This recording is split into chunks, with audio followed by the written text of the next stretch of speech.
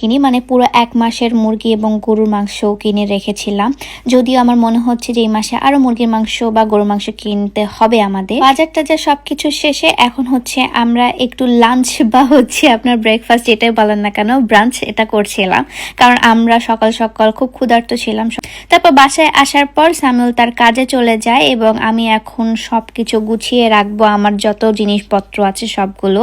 So first time যেটা করি যে আমার গেটটা আমি ভালো মতো লক করে দিই। দেন হচ্ছে যে বাজারগুলো আমি করে এনেছিলাম সেই বাজারগুলো নিজের জায়গায় রেখে আমি আমার রুমটা গুছাতে চলে যাই। রুম গোছাতে গোছাতে মা ফোন দিছিল, সো মায়ের সাথে আর কি ভিডিও কলে কথা বলছিলাম এবং রুম গুছাচ্ছিলাম। আমার মা বলছে তুমিও রুম গুছাচ্ছ, এই জিনিসও দেখতে হচ্ছে আমাকে। তো এমনও আছে যে আম্মুর সাথে আমি 2 ঘন্টা 3 ঘন্টা ধরেও কথা বলেছি।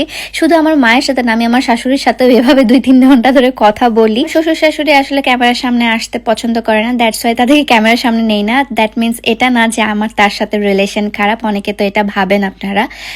কলিজা ভুনা আমি ফার্স্ট টাইম বানাবো আমার জীবনে, সো আমি এটা হচ্ছে বারবার করে ইউটিউব দেখে বানিয়েছিলাম এবং একটু লাস্টের দিকের একটু জিনিসপত্র আমি জানি কিভাবে দিতে হয়, কারণ আমাদের বাসায় যে রিনা আছে ও হচ্ছে খুব মজার কলিজা ভুনা বানায়। সো ওই কলিজা ভুনাটা আসলে তার লাস্টের পার্টটুক আমি তার কাছ থেকে শুনে নিয়েছিলাম, যেমন গোটা পেঁয়াজ দেওয়া, মরিচ দেওয়া এবং পেঁয়াজের স্লাইসটা সে খুব সুন্দর করে রাখে, ঠিক এমনই যেমন আমরা সিজলিং এ পেঁয়াজের স্লাইসগুলো খাই সেরকম করে আসলে আমি রান্নাটা একদম কমপ্লিট হয়ে যাওয়া ঠিক 5 মিনিট আগে দিয়ে দিই, জাস্ট একটু ক্রাঞ্চিনেস থাকে আর কি অনিয়নটার মধ্যে, বেশ ভালো লাগে কিন্তু তখন খেতে।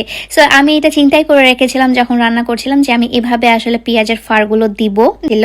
আমি নিজে বুঝতে পারছিলাম না যে এটাকে আসলে আমি রান্না করেছি, কারণ রান্নাটা আসলে অনেক বেশি মজা এবং দেখতে যেরকম ইয়াম্মি লাগছে না, খেতেও আসলে ইয়াম্মি হয়েছিল। বাই দ্য ওয়ে আমি কিন্তু রান্না আসলে জানতেছি আস্তে আস্তে করে, সবকিছুই আস্তে আস্তে করে আমি রান্না করতে পারছি।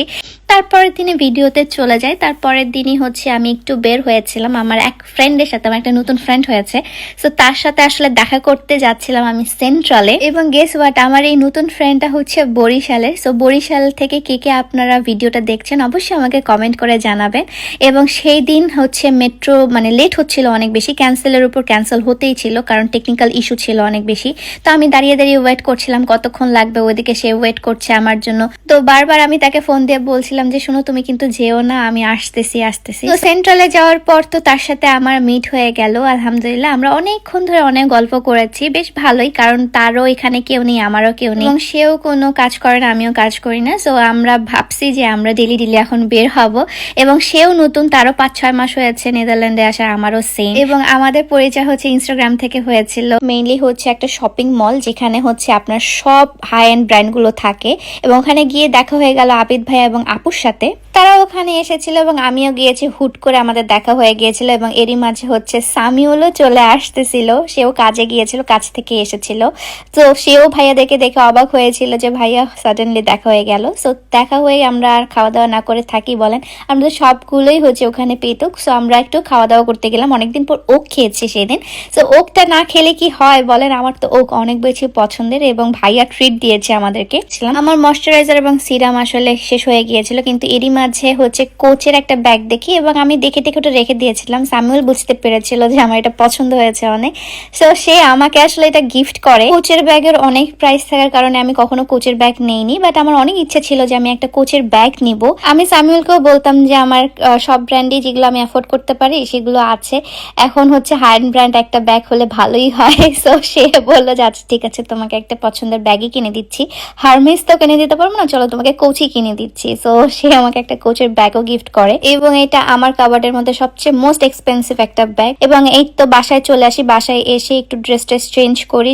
অবশ্য আমাদের এই মান্থে প্যারিস যাওয়ার কথা ছিল, কিন্তু আনফর্চুনেটলি যাওয়া হয়নি বিভিন্ন কারণে। সো আমি যেন মন খারাপ না করি, পরে আমাকে সামিল এটা বলেছে যে আমি যেন মন না খারাপ করি, সেই জন্য সে আমাকে এই ব্যাগটা গিফট করেছে। আমাদের যে বাজেটটা ছিল সেই বাজেট অনুযায়ী একটা হচ্ছে আমাকে ব্যাগই সে গিফট করেছে আর কি। যাই হোক, ব্যাগটার মধ্যে অনেক বেশি স্পেস ছিল এবং এখানে হচ্ছে কয়েকটা ফোন আমি নিতে পারবো, অ্যাটলিস্ট 2টা ফোন তো এখানে আটবে এবং কার্ড হোল্ডারের মতো হচ্ছে এখানে ছোট ছোট কম্পার্টমেন্ট গুলো আছে। সো বেশ ভালো এবং এখানকার লোগোটা সবচেয়ে বেশি পছন্দের আমার, মানে সি একটা লোগো থাকে, বেশ ভালো লাগে আমার দেখতে।